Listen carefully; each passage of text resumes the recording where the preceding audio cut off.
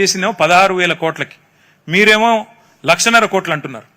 కేసీఆర్ గారు చేసిందేమో డిజైను మూసి పునరుజ్జీవం, మీరు చేసిందేంది మూసి భూముల ఆక్రమణ పథకం కింద ఒక రియల్ ఎస్టేట్ ప్రాజెక్ట్ కింద దీని చుట్టూ ఉన్న భూములు ఎట్లా లాక్కోవాలి, ఎట్లా గుంజుకోవాలనే దాని మీద మీ ఆలోచన.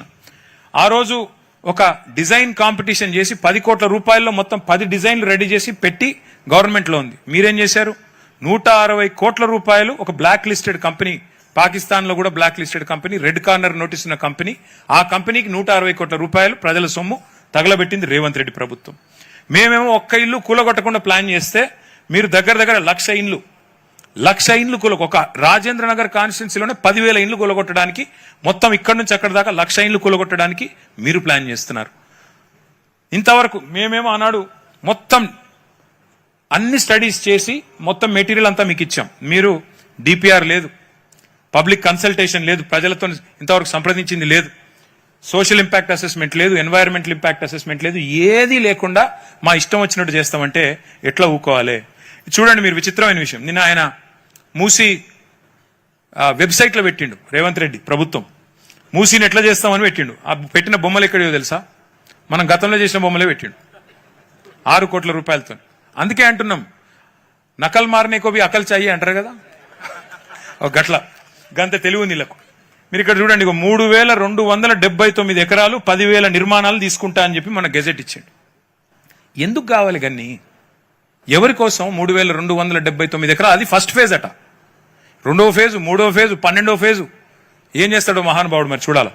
మొదటి ఫేజ్ లోనే 10,000 నిర్మాణాలు. నేను 10,000 నిర్మాణాలు లెక్క తప్పు చెప్పానంటారని గెజెట్ కూడా తెచ్చిన. ఎన్ని ఎకరాలు అంటే 3,279 ఎకరాలు. మళ్ళీ గుర్తు చేస్తా ఉన్నా, పక్కనే కోకాపేటలో 100 కోట్లు, 120 కోట్లు, 130 కోట్లు. మరి ఇక్కడ కనీసం అందులో 50%, 40% ఉంటుందా? మరి 50% వేసుకుంటే 3,279 కోట్లు అంటే 1,50,000 కోట్ల కాదా? మరి ఇంత విలువైన ఆస్తిని ఇలా జీరో వాల్యూ చేసే అధికారం రేవంత్ రెడ్డికి ఎవడిచ్చాడు? అందుకే ఇవాళ మేము దీన్ని వ్యతిరేకిస్తున్నాం తప్ప మాకేమీ ఆయన మీద కోపమో ఇంకోని మీద కోపమో కాదు. చూడండి, ఈ మొత్తం ఆ మధు పార్క్ రిడ్జ్ అనే అపార్ట్మెంట్ మీద రెడ్ మార్క్ వేసినారు. ఆ డిపిఆర్ ఇప్పటికి 160 కోట్లు తీసుకున్నాడు, వాడు ఇంతవరకు పత్తలేడు. అన్ని కాదని ఆఖరికి గాంధీ గారి బొమ్మ పెట్టి ఇప్పుడు ఎట్లా అంటే అదొకటి ఉంటారు చూడండి, మనం దేవుని గుడిలో పోతాం, శివుడిని మొక్కుతాం, శివలింగాన్ని మొక్కుతుంటాం. ఆ లింగం మీద తేలుందనుకో, ఏం చేయాలా? కొట్టాలనిపిస్తుంది, భయం అవుతుంది. దేవుడు కాబట్టి దండం పెడతాం. ఈ ప్రాజెక్ట్ కూడా అడ్డుకోకుండా రేవంత్ రెడ్డి గారు తెలివిగా ఏం చేస్తున్నాడు? గాంధీ బొమ్మ పెడతాడంట. గాంధీ బొమ్మ పెట్టి, గాంధీ గారు ఉన్నారు కదా, గాంధీ బొమ్మ పెడతా అంటే అడ్డుకుంటారా మీరు? మహాత్మా గాంధీ అని చెప్పి ఇలా కావాలని గాంధీ గారు మునిమనమడు వద్దంటున్నాడు, వద్దురా నాయన అని.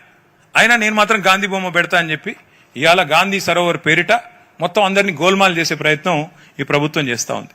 ఇది ఒకసారి ఇక వారు చూడండి, ఇక్కడ ఇంకా విచిత్రమైన విషయం ఒకటి చెప్తాం మీకు. ఇప్పుడు ఈ బిల్డింగ్లు కనబడుతున్నాయా మీకు? ఇక్కడ ఈ బిల్డింగ్ కనబడుతుంది కదా, ఈ బిల్డింగ్ కనబడుతుంది కదా, ఇది అక్కడనేమో గాంధీ బొమ్మ పైన ఈ బిల్డింగ్ కనబడుతుంది కదా. ఇక్కడ కరెక్ట్ గా ఇప్పుడు మధు పార్క్ రిడ్జ్ ఎక్కడ ఉన్నాయంటే ఇక్కడ ఉంది. మధు పార్క్ రిడ్జ్ ఏమో బఫర్లు ఉందట, కూలగొడతారట. మరి నువ్వు కట్టే బిల్డింగ్లకు బఫర్ వర్తించదా? మీరు ఆలోచన చేయండి. ఇప్పుడు అంటే ఎంత ఎంత ఎంత విచిత్రమైన గవర్నమెంట్ అంటే ఇది. ఉన్న బిల్డింగ్ కూలగొడతారట బఫర్ అని, కొత్త బిల్డింగ్లు కడతారంట అక్కడే. ఇది వాళ్ళ డిజైన్, నాది కాదు. ఇది నిన్న రేవంత్ రెడ్డి గారు ప్రజెంట్ చేసిన డిజైన్ ఇది. ఎక్కడైతే మధు పార్క్ ఉందో అది బఫర్లో ఉంది కాబట్టి కూలగొడతానని చెప్పే రేవంత్ రెడ్డి గారు, అసలు మీరు ఏం చేస్తున్నారో, కుడి చేయి ఏం చేస్తుందో ఎడమ చేయికి తెలుసా మీ ప్రభుత్వంలో? నేను అడుగుతాను. ఇంకా ఒక విషయం, సరే ఇక ఇవి మీకు తెలుసు, నేను చెప్పాల్సిన అవసరం లేదు. ఈ ప్రభుత్వం వచ్చాక పిల్లల్ని కనీసం వాళ్ళ ఇంట్లో పుస్తకాలు కూడా తీసుకోకుండా నిర్దాక్షిణ్యంగా నిర్దయగా కూలగొట్టిన ప్రభుత్వం. నిన్నగాక మొన్న ఖమ్మంలో ఒక 1000 మంది ఇల్లు కూలగొట్టిన ప్రభుత్వం. నేను అడుగుతా ఉన్నా రేవంత్ రెడ్డి గారిని, అయ్యా ఇన్ని ఇల్లు కూలగొట్టారు మీరు చేసే పనుల వల్ల ప్రజల గుండెలు ఆగుతున్నాయి, ప్రజల గొంతులో వణుకు వినబడుతుంది. హైదరాబాద్లో ఈ 2.5 ఏళ్లలో ఒక్క కొత్తిల్లు కట్టినవా నువ్వు నీ ప్రభుత్వం వచ్చినాక? ఇందిరమ్మ ఇండ్లు అని ఊదరగొట్టి వస్తేవి ఒక్క ఇల్లు. మరి ఒక్క ఇల్లు కట్టే తెలివి లేని నీకు 1000 ఇండ్లు కూలగొట్టే అర్హత ఉందా అని నేను అడుగుతా ఉన్నా. మీ సమాధానం చెప్పాలని చెప్పి రేవంత్ రెడ్డి గారిని నేను డిమాండ్ చేస్తా ఉన్నా. ఇదే నా పద్ధతి ప్రభుత్వం నడిపేది?